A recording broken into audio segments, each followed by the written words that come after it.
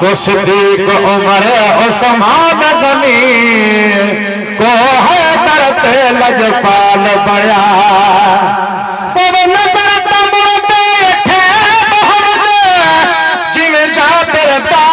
साल बड़ा सारी उम्र वदा मौसम ईद मल्हा तेरा मालिक आमना दलाल बड़ा सारी उम्र वदा मौसम ईद मल्हा तेरा मालिक आमना दलाल बड़ा सल्लल्लाहु अलैहि या रसूल अल्लाह वसल्लम अलैका या हबीब अल्लाह।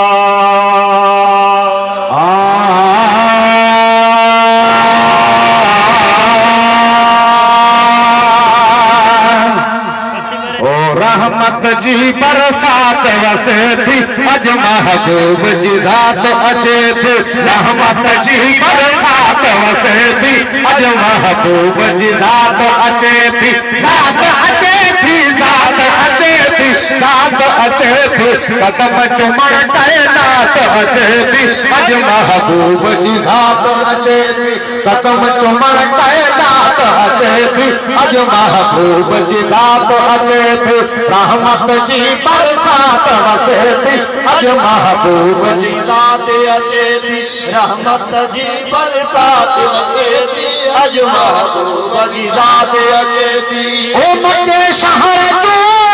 चपल जायो मक्के शहर जो चपल जायो ओ मक्के शहर जो जबल जायो मक्के शहर जो जबल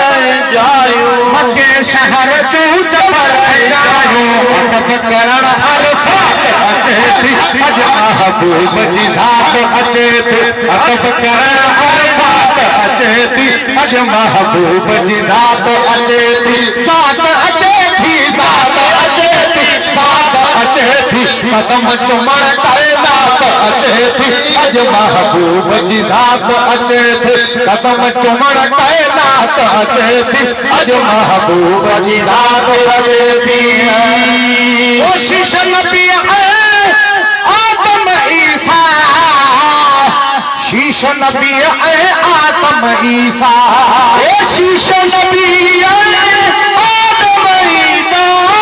शीश नबी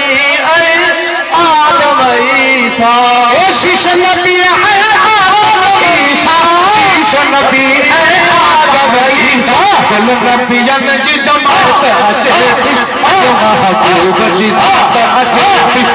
नबियन जी जमात अचे थी महबूब जी जात अचे थी जात अचे थी जात अचे थी जात अचे थी कदम चुमण कायनात अचे थी अज महबूब जी जात अचे थी रहमत जी बरसात वसे थी अज महबूब जी जात अचे थी अदी हमें खुश थो रात में खुश थी दी हमें खुश थो रात में खुश थी ओ दी हमें खुश थो रात में खुश थी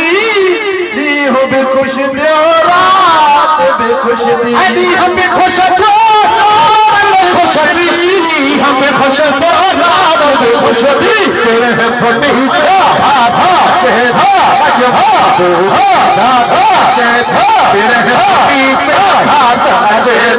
अज महबूब जी जात अचे थी जात अचे थी जात अचे थी जात अचे थी कदम चुमण कायनात अचे थी अज महबूब जी जात अचे थी रहमत जी बरसात वसे थी अज महबूब जी जात अचे थी ओसे थार सजण खुश जन जो महीनो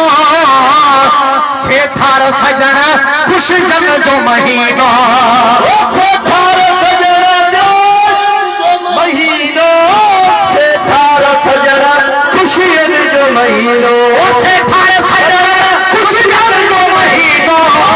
से थार सजण खुश जन जो महीनो पूछा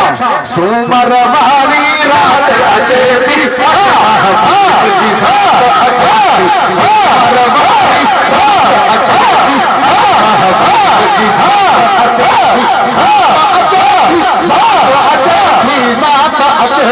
कदम चुमण कायनात अचे थी अज महबूब जी ज़ात अचे थी कदम चुमण कायनात अचे थी अज महबूब जी ज़ात अचे थी